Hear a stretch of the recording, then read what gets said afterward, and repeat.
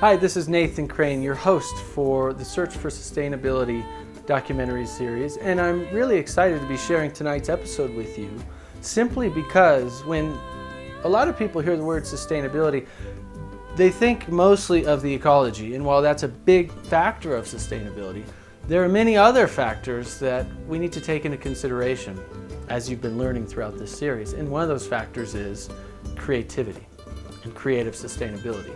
And what we're going to explore tonight is, what does it look like to have creative sustainability through art, music, and media? You know, the media is where we get our information in a lot of cases. Art is how we express ourselves, and so is music as a form of art. And all of these mediums can be used to further the education and the information and the empowerment around sustainable living and thrivable living if we use it correctly. And there are beautiful things we can learn from it as we become more creatively sustainable. How to use our God-given creativity and creative abilities in ways that impact the planet and our communities positively, so that we can go into the future towards an experience of thriving as a global humanity. And so we're going to explore that tonight. We're also going to have some fun. We're going to listen to a live performance we filmed, and we're going to look at creative sustainability from multiple viewpoints as to, you know, what does art look like if it's sustainable? What does music look like? What does media look like? And how can we get involved? And how can we further that movement? So it's a topic that hasn't been discussed a lot, and yet tonight we're going to really dive into it a little bit and help to explore it even further. So I hope you're ready. I'm super honored you're joining us, and let's go ahead and get started watching episode number 7. How many times have we circled this fire? A prayer upon our lips. And how many times have we gone to the water's edge to give thanks for these gifts? And we will rise again. We will rise again. My people will rise again. Oh, will rise.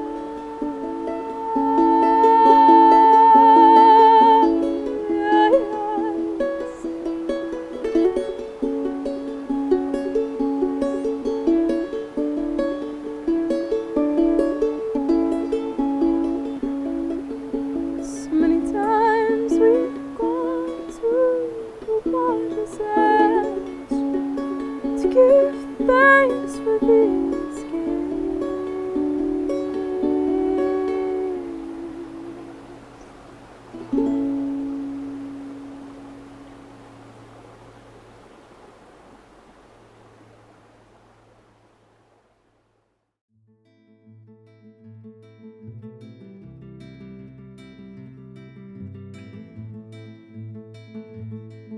One of the things I do when I arrive to a new place, or even as I'm going somewhere, is first I ask permission from the spirits of the land and the ancestors of the land, and really kind of listen if the way is open for me.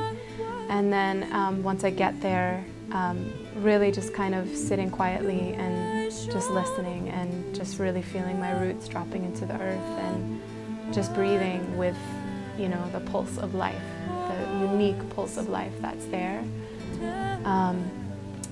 And then just seeing, you know, what is this place, what's here. And then as I start to learn songs, I often find that, you know, that unique energy or magic or whatever you want to call it is present, is like the essence is also present in the songs.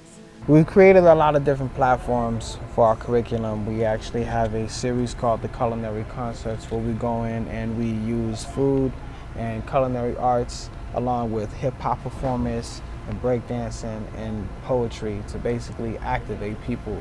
So we do these on like a concert basis, assembly basis, lecture series style, you know what I'm saying? Workshops, all this stuff, you know. This thing has been really effective and helpful. You know, we got a chance to rip it at this dope TED Talk that we did in TEDx Manhattan with Stephen Ritz that really helped set the platform for marketing environmental hip-hop and culinary wellness, because you know, a lot of people wanted to know what it was, but they didn't really know how to identify like exactly. So it's like, are we DJs? Are we chefs? Or does he rap? Does she rap? People are still trying to figure out what we do, you know. But I mean, we just straight up from the hood, man. Culinary chefs that rock and do all of that. Of course, we all decide, you know, I want to be a doctor, or I want to be a politician, or I want to be a teacher, or I want to be a professor. We have these ideas that society offers. But do they really have to do with what we really want to contribute to society and to our group as a gift for which we are recognized as human beings, for which we are loved, for which we are appreciated, and for which we are embraced by others? Ultimately, we are humans because we have the need for creating communal recognition and creating beauty. Creating a piece of art doesn't really make any sense when nobody sees it. Creating a piece of music, as I was driving down, I heard this fantastic rendition of one of Brahms' piano concertos done by some of the best, Claudia Abbado, who is no longer with us, but conducting. And it was so awesome. And I was saying to myself, I can only feel that as being awesome because I have these human abilities. I can sense, I can hear, I can feel, I can rejoice. Now, I can create that kind of music only because I am human and I am applying my creativity. Of course, I can create a nuclear power plant also only because I am human and I can apply that creativity. Now we have these two possibilities. The one will create beauty and awe and these sensations of extreme joy that arise in us performing music and listening to music, which is, by the way, a universal thing, you know, among humans. There is no human group that doesn't create music unless it is explicitly forbidden. Or, and on the other hand, you have a technology that, of course, arises out of our inquisitiveness, out of our curiosity, but that has completely been hijacked by the hierarchical system, which is the capitalist system, which is you cannot have, just as you cannot have happy meat, because no cow says, you know, slaughter me, I want to be slaughtered. So nobody says, no human being says, you know, kill me, unless you're a really, really sick person. So you have, on the one hand, something that's very destructive created by us, and on the other hand, something very beautiful that's created by us.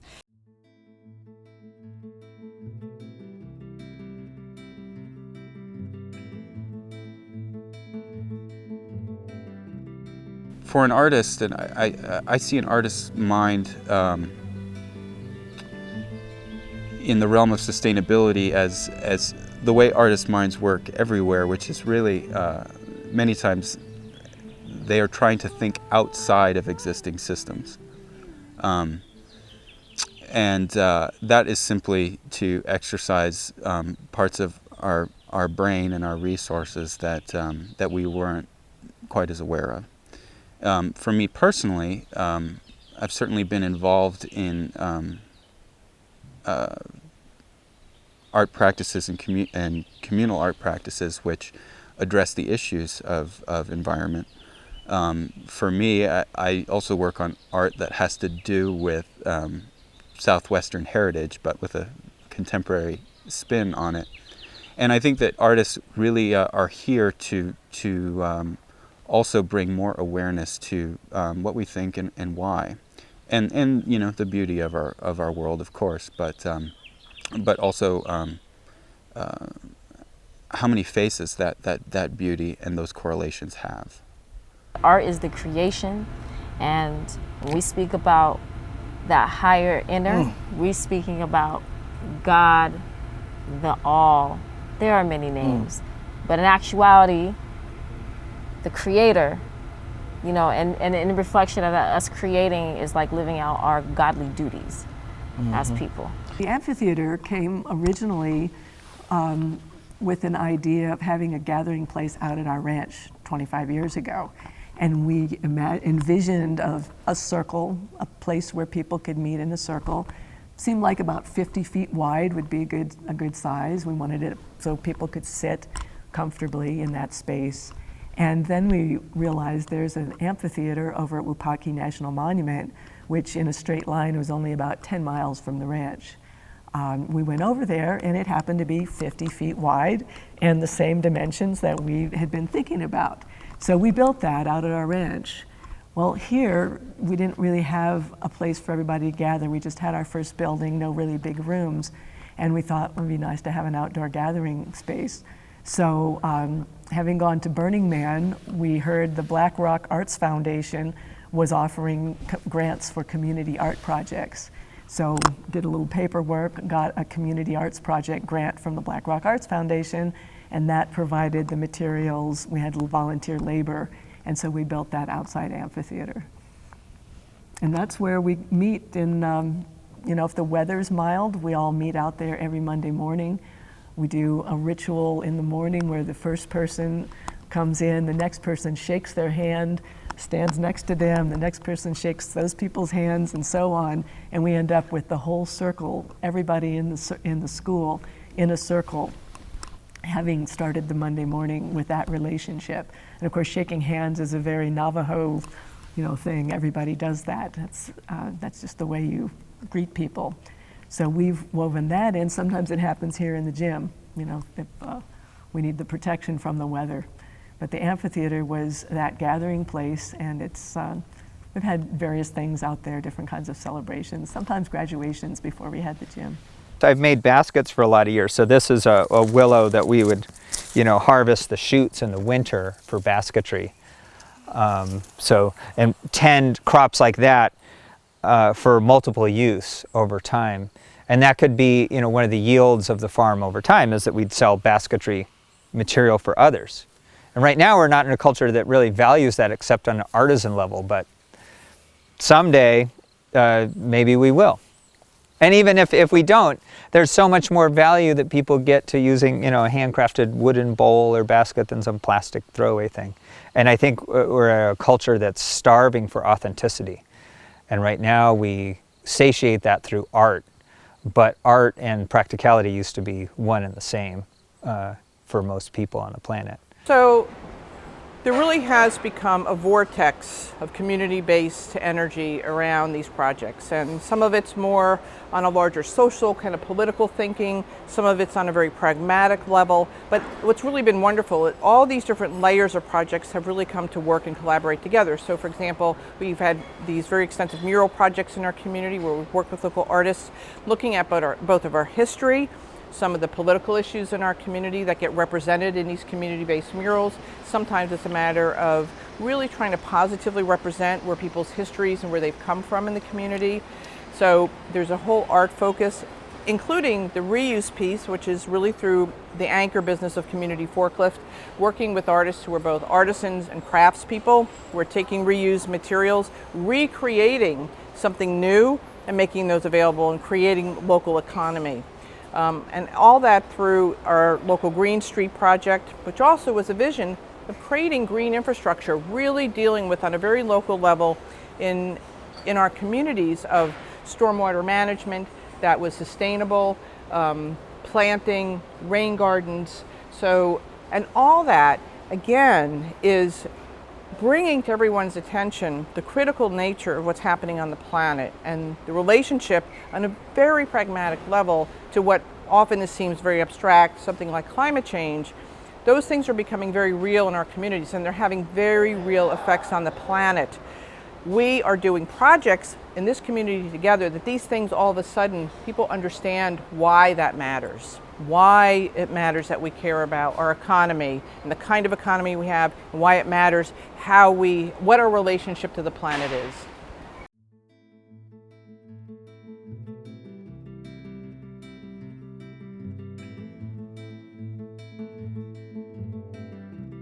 Every day we are bombarded with millions of advertising. You don't realize, but from the time you wake up, your cell phone, Instagram, social media, all these things, newspaper, billboards, we're bombarded with media every single day.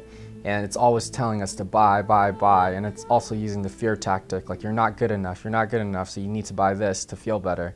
So being more aware of that, because once I meditated was one of the things that I started to do, become more aware, becoming observant of everything instead of reacting to everything that's coming towards me. I'm observing without reacting, and just like people live off of impulse. So it's like you see something, you try to react right away. If there's a commercial that's feeding fear and you're reacting right away because you're like, I need that because I'm insecure and I need this lotion, it's gonna make me look better. You know, things like that. But voting with your dollars, especially living in a big city, I love supporting local mom and pop shops. I give money to smaller businesses because I know that the integrity is there. Yes, they're not as big, but that also means that the integrity, and they put more attention to detail, and there's less preservatives. There are companies out there who want to make money. They put preservatives in there because they want longer shelf life for their products. That means putting chemicals in there. If it means that their product can last for 5 years instead of just a week or a month, right? But I like to support local mom and pop shops. I like to go to the farmers market to support the farmers that are actually still living and making a wage off of, growing food, because there's mass, production of all these fruits and vegetables, especially with genetically modified produce, all of these things. So being more conscious of, okay, I'm supporting this company. They're doing great things. They're doing great work. I love spreading the word on local businesses. When it comes to how I found hip-hop found me. You know what I'm saying? I was in the streets already writing graffiti. He was already cool. I was already down with the B-boys. I was already down with the gangsters. I was down with the skaters. Like, I knew where the scene was. And I felt like as an urban calligraphy artist who was searching for other ways to, put poetry on walls, that was the best way I could speak out against animal rights. That's the best way I can speak, for the energy that we needed, to create the balance for how we can speak about chemtrails, how we can talk about this poisonous food, how we can talk about GMOs in our corner stores, how we can address the diabetes and our type 2, and these young people. You know what I'm saying? Come on, man. Half of my students is obese. And all the time I see this is the parents that are lacking the opportunities for green jobs. Because if these green jobs is here, then we would already be able to use green chemistry and compost to be able to grow our food instead of putting all these chemicals. You know what I'm saying? It's a real big conversation, and that's what we do in this music.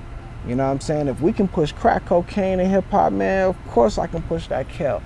You know what I'm saying? And that's what we're talking about. It's Kel Life Mafia now. Really though. Really though. For real. Straight up.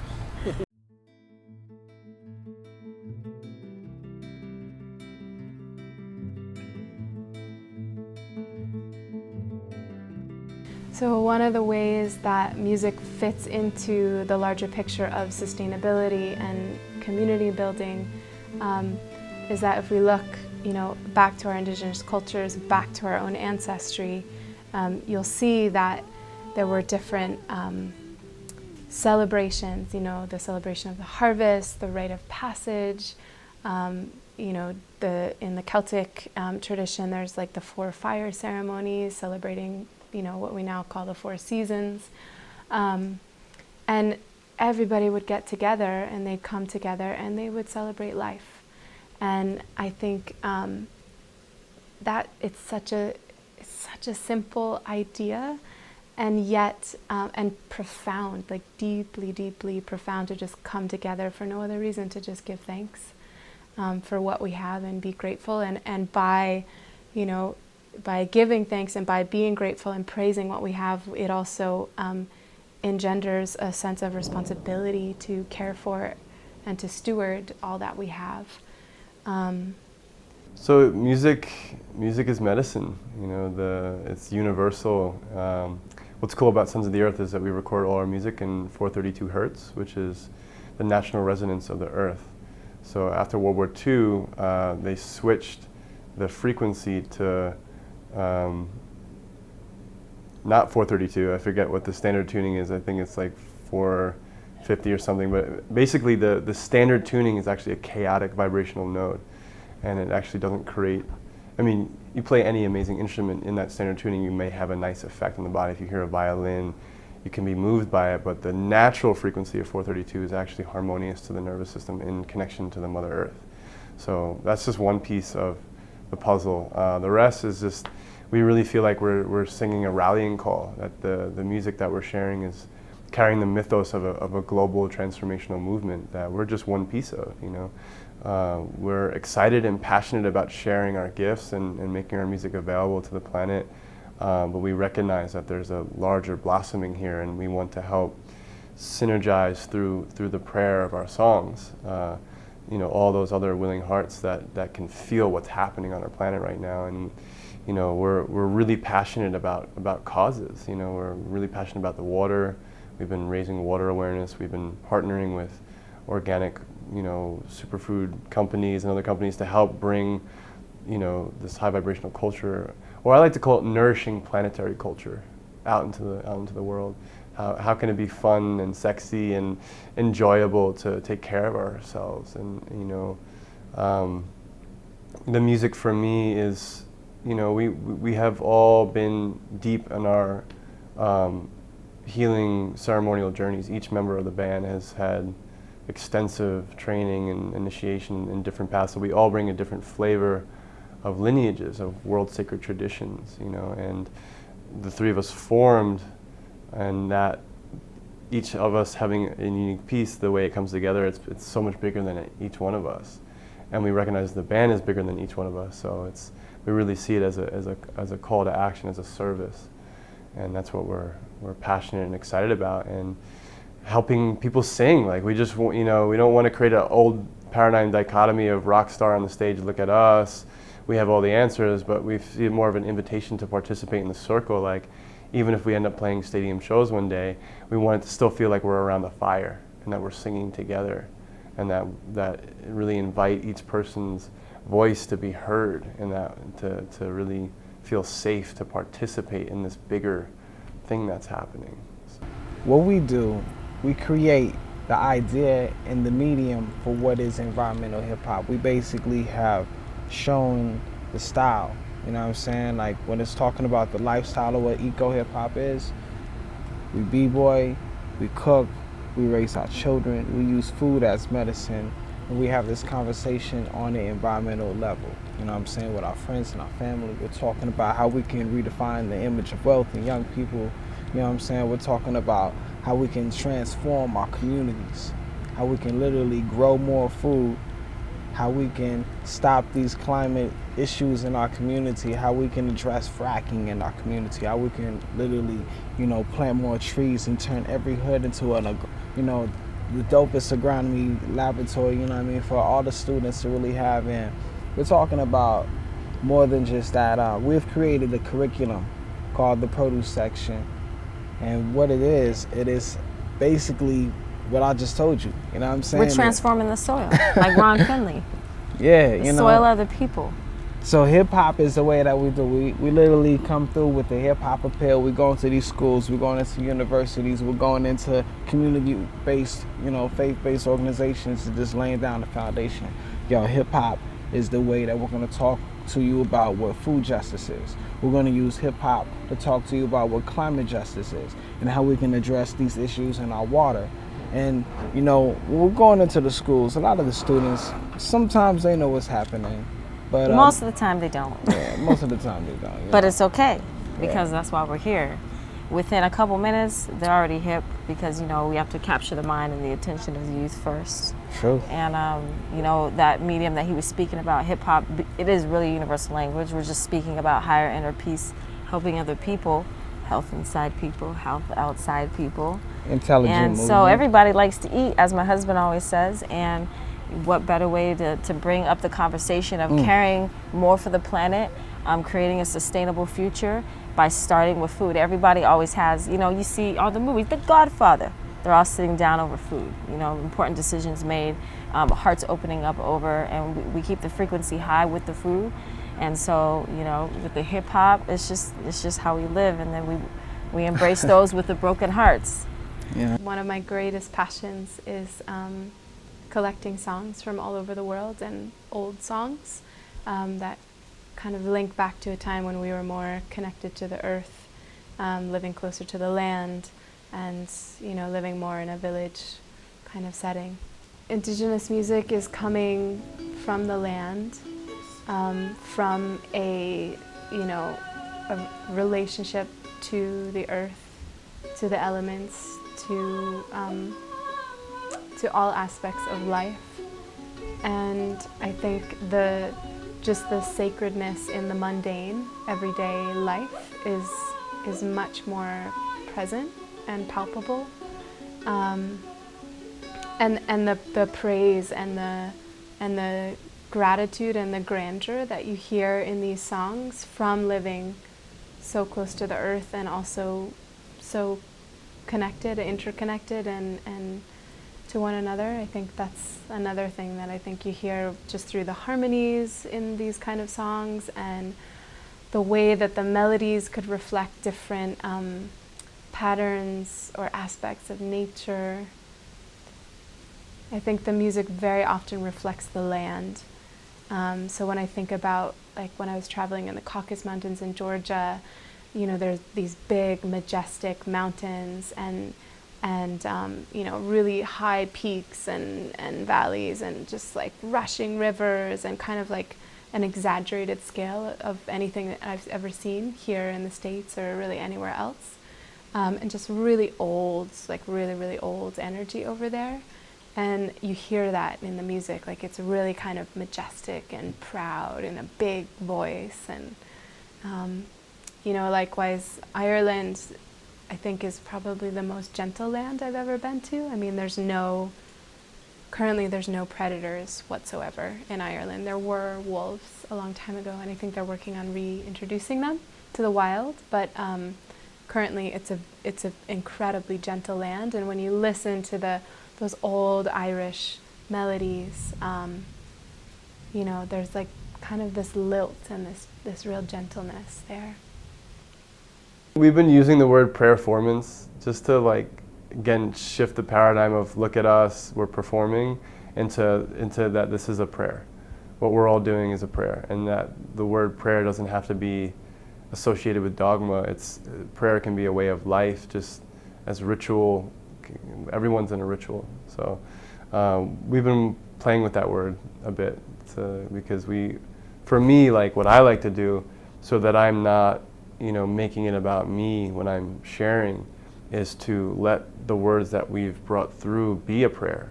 So when I'm saying let go, or if I'm saying this is for the ancestors, I'm actually sending that out into the universe when I'm doing it. I'm not saying it for the people to see me. I'm saying it so that it echoes to the creation. And that when we're doing that, that's like, wow, like we all start praying together, and we're all saying this is for the ancestors, this is for the next 7 generations.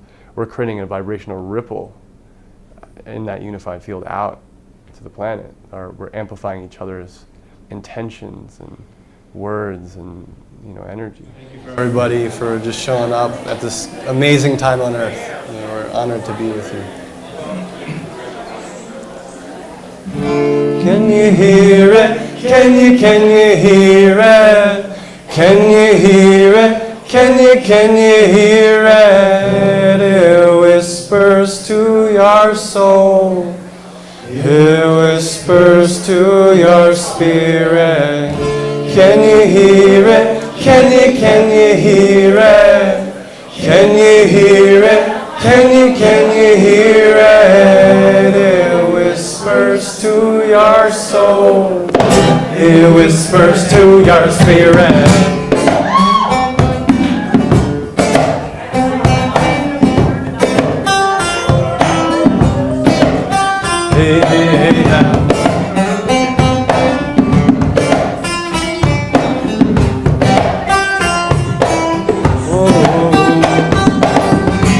Winds of change are blowing, carry talk from ancient skies. Fire burning, sounds and cracks and pops the heat on my skin.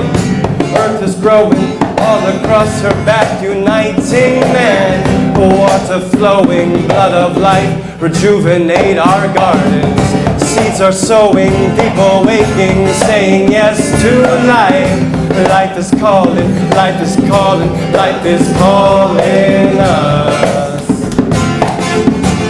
Life is calling us, family. Harmony, harmony, harmony. I listen to the air, I listen to the fire, I listen to the earth, I listen to the water, I listen to the air, I listen to the fire, I listen to the earth, I listen to the water. Can you hear it? Can you hear it? Can you hear it? Can you hear it? It whispers to your soul, it whispers to your spirit. Can you hear it? Can you hear it? Can you hear it? Can you hear it? It whispers to your soul, it whispers to your spirit. Ayla, Ayla.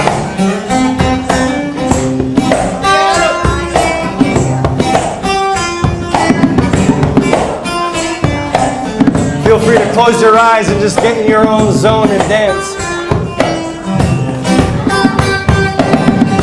Air is blowing, breathe it in.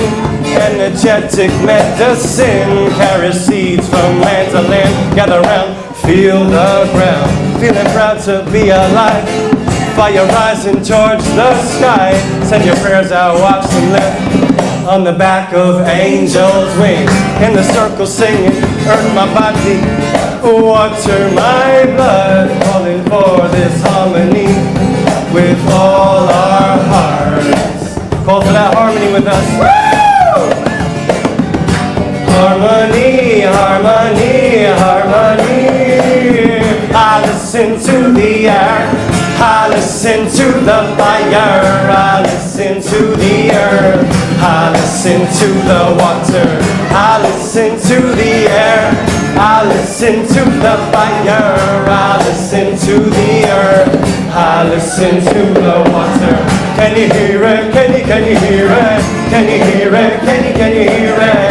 It's calling to your soul, it's calling to your spirit. Can you hear it? Can you hear it? Can you hear it? Can you hear it? It's calling to your soul, it's calling to your spirit.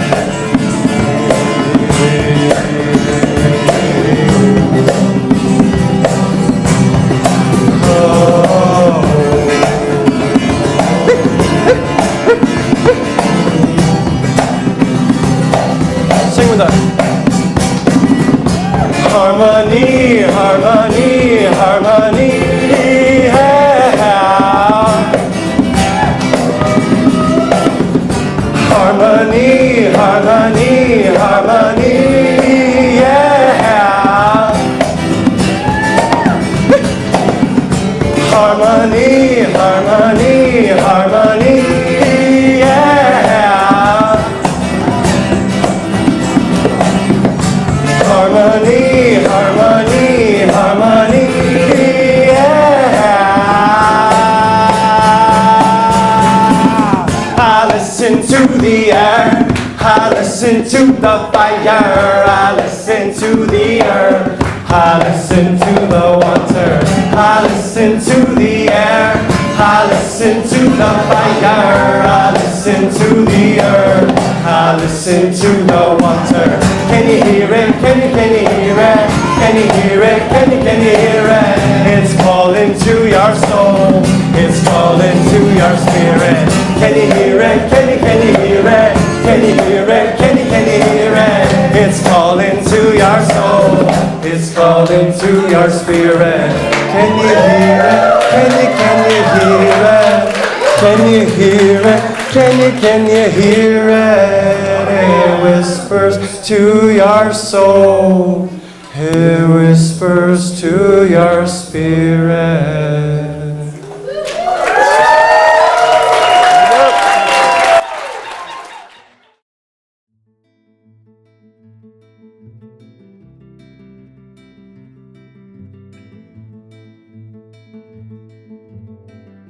I think first of all, the way art and music and whatnot shows up in our community and in our, I'd say start with our worldview in the sense, again, whole system transformation. It's like we see all parts of culture wanting to be expressed and held in our field. And we have different people. In a co-creative and in a small community, it's like, it's all in who shows up and what their passions are and what they bring to the party. And so you took a tour and you saw Dancing Colors, which Ami, as our resident artist, is really the visionary and the champion of, and her partner Michael helping that along. So not only are the gardens around that site sort of as the life, living arts in that way, but Ami, as a lifelong artist, visual artist, has put together her home as an extension to support an art studio and a movement and dance studio. What I'm missing most about not being in Africa anymore is dancing. And everybody dances. In Zimbabwe, it was, the 2-year-old toddler, and it was grandma and grandpa, having the time of their lives and staying fit that way too. And the drums being beaten and the songs being beautiful and everybody joining in. And so the human experience really drives us to want to create. And we are in a very exciting age where we recognize that on a new level, on a level of individuality. And the beauty is we get to express that individuality in our own unique ways. And when you are honored and you're encouraged and you're inspired to really know yourself, to really find that creativity in yourself and to express it in meaningful ways, in ways that are going to support the planet, support your community, support the food system, support the creative thinking of the human mind, then you will have this automatic sense of fulfillment and grace and peace in your life, and you'll be leaving a legacy for future generations, which to me, while it's important that all of us get to experience peace and health and happiness in our lives, it's equally important that we leave the planet better than we found it for the future generations. I mean, that's our responsibility. It's almost as if it's our obligation. And there's a sense of pride and a sense of joy and a sense of happiness and a sense of fulfillment in being able to do that. And we get to do that through our creative expression. We get to do it through our paintings and our drawings and our writings and our singings and our dancing and all these beautiful ways that we can express creativity. And as we do it, let's first think of sustainability in mind. Let's first think of Mother Earth in mind. Let's first think of spirit in mind. Let's first think of our community in mind and then express from that way in how we grow our food, express creatively in that way in how we build our buildings, express creatively in that way in how we make our music and make our art. And wow, it gives me chills thinking about how amazing of a society and community and school system and education system, political system, and all these systems we will create and we are creating by first coming to that place of sustainable creativity. Again, my name's Nathan Crane. I so honor and appreciate you for being a part of this community and this movement and for watching this series and educating yourself. And I look forward to seeing you in the next episode.